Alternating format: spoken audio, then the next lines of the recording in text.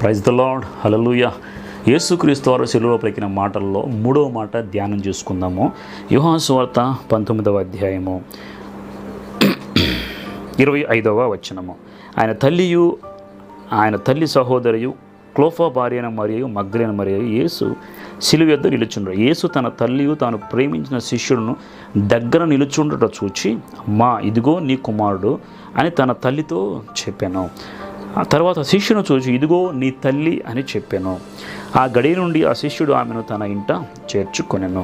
Bible వాక్యంలో చూసినట్టయితే యేసుక్రీస్తు వారు శిలువ మీద వేలాడుతున్నప్పుడు యేసుక్రీస్తు తల్లి అయిన మరియా, అదే రీతిగా అక్కడ క్లోఫా భార్య అయిన మరియు మగ్దలేన మరియు యేసు శిలువ యొద్ద నిలబడ్డారు. యేసు తల్లియు తాను ప్రేమించిన శిష్యుడు దగ్గర నిలబడ్డారు. చూడండి, యేసుక్రీస్తుని శిలువ వేయడానికి గెత్సెమనే తోటలో పట్టుకోగానే శిష్యులందరూ పారిపోయారు.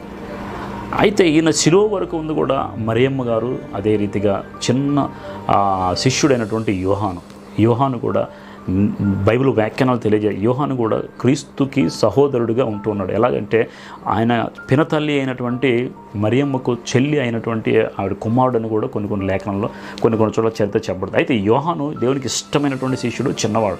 అయితే శిలువ వేయబడినప్పుడు కింద ఉన్నటువంటి క్లెఫా భార్య అయినటువంటి ఆ స్త్రీ మరియు తల్లి అయిన మరదే రీతిగా యోహాను ఉంటే యేసుక్రీస్తు తల్లిని చూచి, అమ్మా, ఇదిగో నీ కుమారుడు యోహాను, ఇక్కడ నుండి ఇదిగో యోహాను తల్లి అయిన మరియ, ఇక్కడ నుండి నీకు తల్లి అని బాధ్యతలు ఇద్దరికి అప్పగించినట్టు చూస్తాం.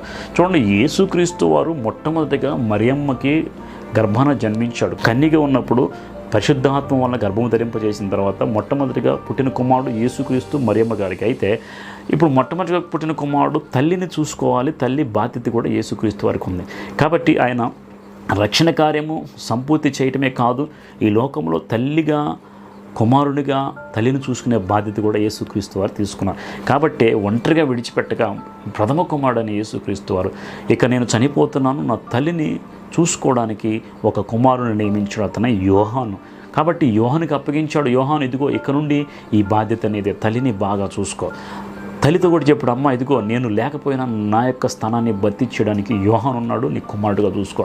కాబట్టి మనం ఇక్కడ నేర్చుకోవాల్సిన విషయం ఏమంటే, ప్రతి ఒక్కరు కూడా తల్లిని తండ్రిని బాధ్యతగా చూసుకోవాలి. చాలామంది వారు వృద్ధాప్యంలోకి రాగానే వారి పిల్లలైన వారు తల్లిదండ్రులను తీసుకెళ్ళి అనాథాశ్రమంలో పడేస్తున్నారు.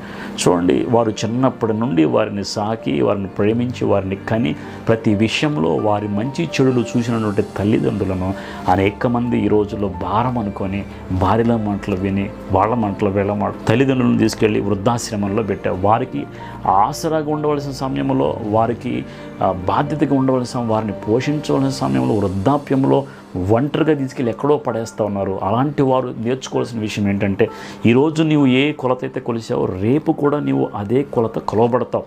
నీవు ఎలాగ నీ తల్లిదండ్రులను తీసుకెళ్ళి అక్కడ పడేసావు, నీ బిడ్డలు కూడా రేపటి దినాన నీకు అలాగే చేస్తారు. మీరు చేసినది ఎక్కడికి పోదు, ఏ కొలత కొలుస్తారో ఆ కొలత చొప్పునే కొలవబడు. కాబట్టి తల్లిదండ్రులైన వారు నీ కుటుంబంలో ఉంటే ఆశీర్వదించబడిన వారు అనుభవం కలిగిన వారు కాబట్టి నీ కుటుంబంలో ఏ గొడవలు వచ్చినా సరిచేయగలిగినటువంటి సామర్థ్యం గల అనుభవం కలిగినటువంటి వాళ్ళు వ్యక్తులు. వాళ్ళని దూరం చేసుకొని ఎక్కడో దూరంగా పెట్టుకొని ఇంట్లో వచ్చిన కలతలను సరి చేసుకోలేక ఇబ్బంది పడుతున్నారు చాలామంది. ఇది ఎక్కడో జాబులు చేస్తూ పెద్దవాళ్ళు లేక, సరిచేసేవాళ్ళు లేక ఇబ్బందులు పడుతూ డైవర్స్ తీసుకొని వారి వివాహాలు విచ్ఛిన్నం అయిపోతున్నాయి. కాబట్టి తల్లి తండ్రిని దగ్గర పెట్టుకోవాలి. బైబిల్ ఏం చెప్తుందంటే, నీ తల్లిని నీ తండ్రిని సన్మానించుము. దేవుని యొక్క 10 ఆజ్ఞల్లో నీ తల్లిని నీ తండ్రిని సన్మానించని దేవుని వాక్యంలో నిర్గమకాండము 20వ అధ్యాయము 12వ వచనంలో రాయబడి, నీ తల్లిని నీ తండ్రిని సన్మానించడం అంటే వారిని గౌరవించడం, వారిని ఆదరించడం, వారి మాట వినడం, వారికి సమస్తాన్ని అనుకూలపరచడం. కాబట్టి బైబిల్ వాక్యంలో దేవుడు ఒక మాట ఆజ్ఞలో ఇచ్చాడు, నీ తల్లిని నీ తండ్రిని సన్మానించు, నీ బాధ్యతను మరోవద్దు. కాబట్టి యేసుక్రీస్తు వారు ఆజ్ఞ ఇచ్చిన ఆయనే విడిచి వెళ్ళేటప్పుడు తన తల్లిని సన్మానిస్తూ తల్లిని బాధ్యతగా యోహానికి అప్పగించాడు.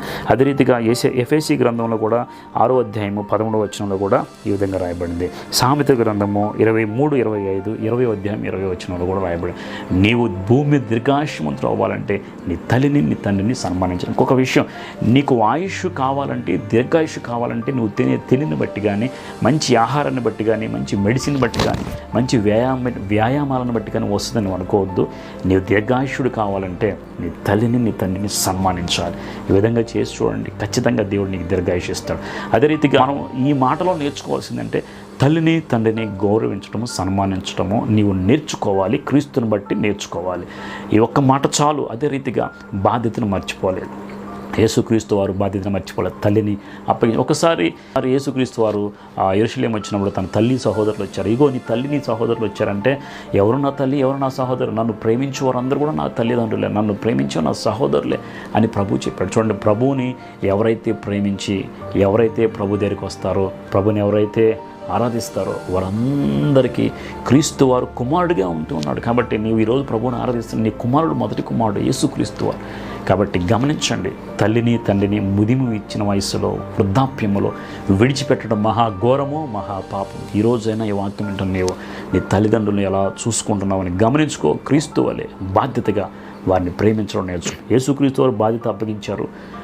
బాధ్యత అప్పగించేంత వృద్ధాప్యము వరకు యోహాను టర్కీ దేశంలో తల్లి అయిన మరియను తన దగ్గర పెట్టుకొని వృద్ధాప్యం వరకు ఆవిడను పోషించినట్టుగా మనం బైబిల్ గ్రంథం చరిత్రలో చూస్తాం. ఈరోజు టర్కీ దేశం వెళితే అక్కడ మరియమ్మ గారు ఉన్నటువంటి సమాధి, మరియమ్మ గారు చనిపోయిన ప్లేసు టర్కీ దేశంలో యోహాను ఆ గృహములో మరియమ్మ గారు ఉన్నట్టు మనం చూస్తాం. కాబట్టి గుర్తుపెట్టుకోండి, యేసుక్రీస్తు తల్లిని తండ్రిని విడనాడాలి. ఇంకొక విషయం, నీ తల్లిని తండ్రిని నువ్వు సన్మానించి గౌరవించి వారిని వృద్ధాప్యం వరకు, వారి మరణం వరకు చక్కగా చూసుకుంటే నీ బిడ్డలు నిన్ను కూడా అదే రీతిగా నువ్వే కొలత కొలుస్తావు అదే కొలత నీకు కొలవబడుతుంది. కాబట్టి జ్ఞాపకం చేసుకోండి, యేసుక్రీస్తు వారు సెలవులో తల్లిని బాధ్యతగా యోహానికి అప్పగించారు, యోహానికి తల్లిని అప్పగించారు.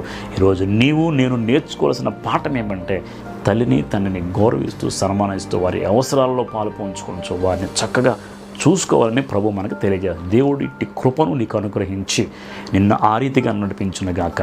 ఆమేన్, ఆమేన్.